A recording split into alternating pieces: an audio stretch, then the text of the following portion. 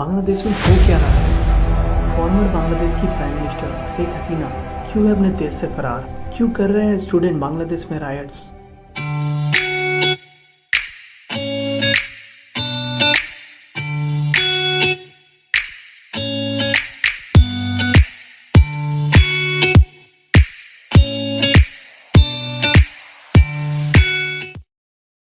तो दोस्तों चलो इस मुद्दे को हम लोग बेसिक से समझने की कोशिश करते हैं। बांग्लादेश के पिछले 2 इलेक्शन में एक चीज़ कॉमन रहा है, स्टूडेंट और गवर्नमेंट के बीच में एक टेंशन का माहौल देखा गया है जो कि कोटा रिफॉर्म को लेकर है। तो पहले हम लोग बांग्लादेश के कोटा सिस्टम को समझते हैं।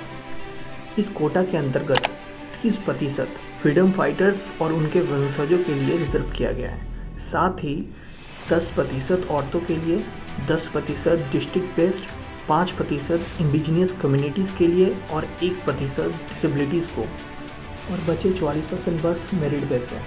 तो स्टूडेंट्स का ये कहना है कि फ्रीडम फाइटर्स को कोटा देना समझ आता है, बट उनके डिसेंडेंट्स के लिए कोटा को रिजर्व करने का कोई मतलब नहीं बनता। और ये बात लॉजिकली स्पीकिंग सही भी है। और रिसेंट इलेक्शन के बाद जब स्टूडेंट्स को कोटा में कोई चेंजेस देखने को नहीं मिले तो वो एक प्रोटेस्ट स्टार्ट कर दिया। और ये मैटर आग तक पकड़ी जब शेख हसीना का एक स्टेटमेंट सामने आता है, if grandchildrens of freedom fighter doesn't get quota benefits, will grandchildren of Razakar get those. ये स्टेटमेंट बेसिकली आग में फ्यूल का काम करती है, जिसकी वजह से एक हमें बहुत बड़ा राइट देखने को मिलता है। मिलिट्री, पुलिस और आर्म्ड फोर्सेस को भी इसमें शामिल होना पड़ता है राइट्स को कंट्रोल करने के लिए। अनफॉर्चुनेटली इस मुठभेड़ के कारण 200-300 से भी अधिक स्टूडेंट की जान चली गई। बात इतनी बढ़ गई कि मानो सारे लोग सड़क पे आ गए।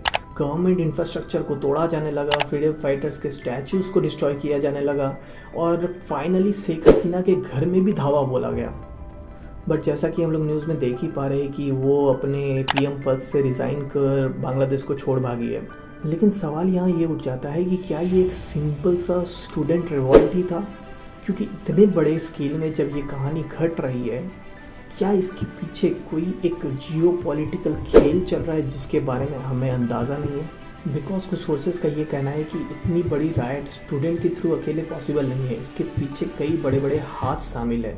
फॉर एग्ज़ाम्पल उनका कहना है कि ये एक planned and funded, foreign funded event है और उनके मुताबिक इसके पीछे इस्लामिस्ट, ISI एंड US का बड़ा इन्वॉल्वमेंट है।